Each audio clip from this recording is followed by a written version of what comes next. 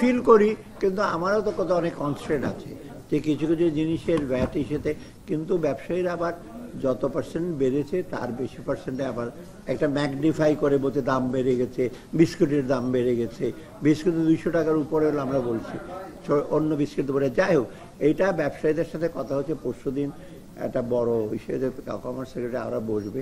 আর আমি ভ্যাট এর ব্যাপারে তো আমি যখন বাজেট রিভাইজ করব এবং বাজেট হবে তখন তো একটা পুরোপুরি কম্প্রিহেন্সিভ একটা ইস্যু দেবো। এখন তো এসআরও করে আমরা বলছি ভ্যাটটা ইস্যু করার জন্য। মেইন উদ্দেশ্য ছিল আমার ভ্যাটের যে কতগুলো এক্সামশন থেকে বেরিয়ে আসা, কারণ বহু লোক বহু রকম এক্সামশন হচ্ছে দিনের পর দিন। আমি সেটা থেকে এগুলো আর এনকারেজ করবো না। এর মধ্যে হয়তো দু একটা পণ্য কিছুটা এফেক্ট হয়েছে, লোকজনের কিছুটা কষ্ট হচ্ছে, সেটা আমরা চেষ্টা করবো লাঘব করে যথাসম্ভব। তারপর তো ইনকাম ট্যাক্সের ব্যাপার আছে, আমরা দেখবো যে অন্য ট্যাক্স বার্ডেন যেন কম হয়, এটা দেখবো। অর্থাৎ আপাতত আমাদের মেইন কনসার্ন হলো মূল্যস্ফীতিটা যতটুক সম্ভব যত তাড়াতাড়ি আমরা ইসে করতে পারি, সেটাই সবচেয়ে বড় চাপ। সাথে সাথে আমাদের হলো লোকজন আয়ের উৎসটা, এবং কালকে তো আমি সারাদিনই প্রায় অলমোস্ট ব্যবসায়ী না ব্যাংকারদের সাথে বসছি, কীভাবে ক্রেডিট ফ্লোটা বাড়ানো যায় প্রাইভেট সেক্টরে, কীভাবে তাদের আরও সাশ্রয়ী করা যেতে। আর বিশেষ করে আমি বলি সেন্ট্রাল ব্যাংকের ডেপুটি গভর্নর 3 জনই কালকে ছিল, যে সিএসএমই স্মল অ্যান্ড মিডিয়াম এন্টারপ্রাইজ আপনাকে কীভাবে ক্রেডিট দেবেন, খালি বড়দের বলে তো চলবে না। ওটা আমরা চেষ্টা করছি বিজনেসটাকে ইসে করতে। আর হ্যাঁ,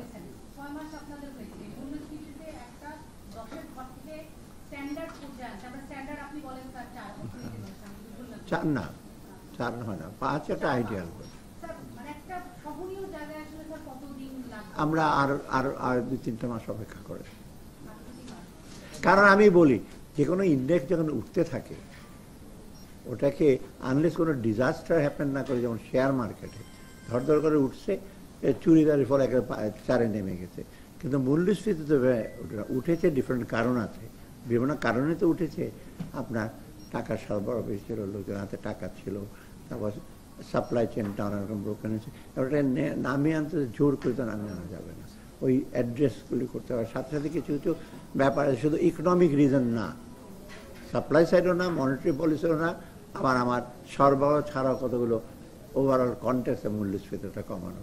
আমরা দেখেন আজকে যাই হোক, আজকের প্রসঙ্গে আমি আসি, আমরা তো চাল আজকেও আবার বলছি, তারপরে আপনার মুসুর ডাল, এগুলো কিন্তু অনবরত দিচ্ছি। আমাদের কিন্তু একটা বিরাট একটা চাপ পড়েছে ফরেনেতে, এবং কালকে তো সেন্ট্রাল ব্যাংকের গভর্নরের সাথে বসেছি, ডেপুটি গভর্নর ছিল, ব্যাংকারও ছিল, তাদেরকে আমরা বলছি যেমনি হোক আমরা ফরেন এক্সচেঞ্জ আমরা সাশ্রয়ী আমাদেরকে প্রোভাইড করতে হবে আমাদের, এবং এটা আমরা অতি প্রয়োজনীয় জিনিসগুলো আমরা সরবরাহ কোনোদিন আমরা কমতে দেব না।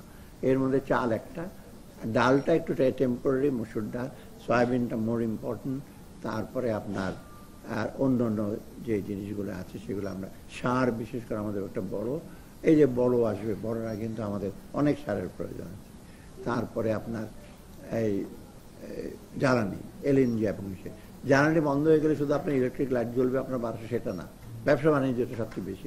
এবং ব্যবসা বাণিজ্য করলে তো আমার ব্যবসায় যে আমরা ট্যাক্স নেব, ভ্যাট নেবো বা এসে নেবো, সেটা তো আরও বড় কনসার্ন। আমার কিন্তু বিগার সাইডটা একটু বেশি দেখতে হয়। আপনার বলে সিডি যে ভ্যাট একটু বাড়ালাম, কিন্তু ওইদিকে যে আমার অর্থের ব্যয় যে হচ্ছে, এদের কতটা স্ট্রেস পড়ছে, সেটা তো আমরা বাইরে থেকে এতটা জানবেন না, যেটা ব্যাংকাররা জানবে, ব্যাংক, সেন্ট্রাল ব্যাংক, আর আমি জানি ভেতরে কী অবস্থা। তবু কিন্তু কোনো খারাপ অবস্থা না। যদি আমরা এই কাউন্টার ইস্যুগুলি না নিতাম, বাংলাদেশের অবস্থা কিন্তু একেবারে একটা অকল্পনীয় অবস্থায় চলে যেতাম। কারণ কোথাকার অর্থ নাই তো, সব ব্যাংক থেকে অর্থ চলে গেছে। আপনার কেন ইমাজিন কোনো পৃথিবীর দেশে এরকম হয়েছে যে ব্যাংকের ডিপোজিটের টাকা সহ চলে গেছে? এটা ডাইরেক্টরদের টাকা নিয়ে যায়, টাকাই তো নাই ওদের। তো এই টাকাগুলো আমরা দিচ্ছি, বাজে দিচ্ছি। এখন আবার সেন্ট্রাল ব্যাংকের সাথে কথা বলেছি যে কীভাবে স্পেশাল ফান্ড করে সিএসএমইকে দেওয়া যায়, অন্যদের দেওয়া যায়। সাথে সাথে আমরা চেষ্টা করছি যে অন্যভাবে কীভাবে রিডিউস করা যায়। তবে এই কন্টেন্ট মানে কারণটা হলো আমাদের জানুয়ারি, ফেব্রুয়ারি, মার্চ, এপ্রিল রোজার সময় আমাদের ক্রাইসিস, সেটা রোজার সময় কিন্তু আমরা মেজর একটা কত হলো অ্যাকশন, সেটা কিন্তু ফলটা এপ্রিল মের দিকে যাবো। আমরা আজকে ডিসিশন নিয়েছি এপ্রিল পর্যন্ত, ফেব্রুয়ারি, মার্চ, এপ্রিল পর্যন্ত কোনো জিনিসের পণ্য আমরা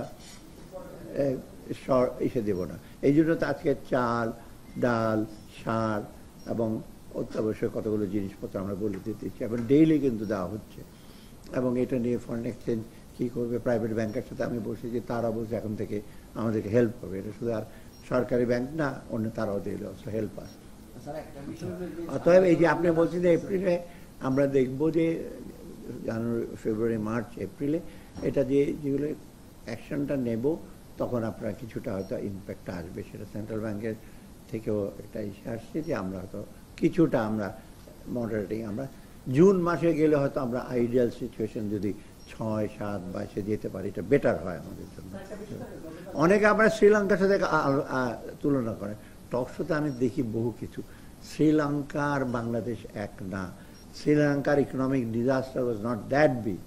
দ্য মেইন জিনিস, বাংলাদেশের অবস্থা হলে শ্রীলঙ্কা আর খুঁজেই পেতেন না, আইল্যান্ডে থাকবে।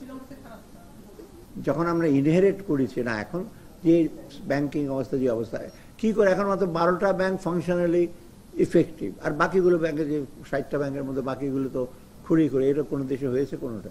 1/3 ব্যাংক কাজ করে না, এবং 1/3 ব্যাংকের লোকজনের এসে যাও।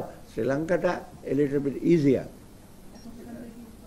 মানে শ্রীলঙ্কা এক্সাম্পল দেয়, এই ইনফ্লেশন কমিউনিটি একটু একটা দেশ, তার মধ্যে জিনিসপত্র, আর শ্রীলঙ্কাটা কোনো ইসে ছিল না, কনফ্লিক্ট ছিল না। ওরা তো মোটামুটি পলিটিক্যালি যেই আসে থাকে, ওদের মধ্যে একটা এগ্রিমেন্ট ছিল, যেই গভর্নমেন্টে আসছে তাদের সাপোর্ট। এখানে তো আমরা আবার অনেক চ্যালেঞ্জ, আমাদেরকে পছন্দ করে না, চলে যান, এই সেই বলছে। তা এর মধ্যে তো আমরা চেষ্টা করছি যে ইসে করতে কিছুটা। আমাদের ইস্যু হলো, আমি কয়েকদিনের মধ্যে হয়তো আপনি মার্চের দিকে আপনি উইল গেট দ্য রিভাইজ বাজেটের নাম্বারগুলো, তখন স্পেসিফিক আপনারা কতগুলো অ্যাকশন দেখবেন। আমি বিশেষ করে আমার মেইন হলো ইকোনমিক ফাইন্যান্সিয়াল সেক্টরকে রিফর্ম করা, মেইনলি ট্যাক্স।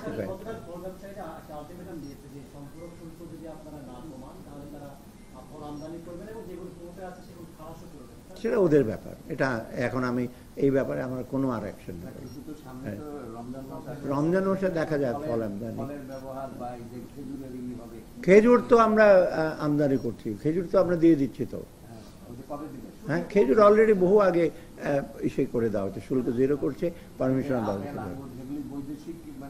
আপেল আঙ্গুর না হয় কিছুটা, না আমি স্বীকার করি। হ্যাঁ,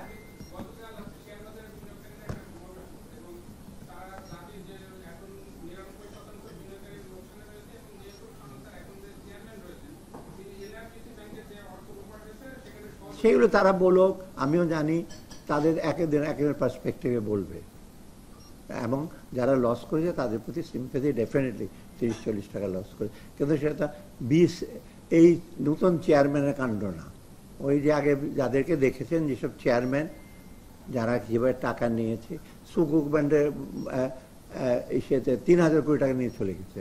তো এইগুলো করলে তো ওরা তো অনেকে মিউচুয়াল ফান্ডেও ইসে করে। এখন আপনি কি মনে করেন আগে সরকার এখন ওখানে ওদেরকে সবাই ইসে দেখ, আমরা চেষ্টা করব। অতএব তারা যার যার দিকে দেখবে, এবং তাদের স্বার্থ যেখানে ইসেতে ডেফিনেটলি তারা বলবে। দ্যাট ডাজন্ট মিন না। আর শেষ, হ্যাঁ,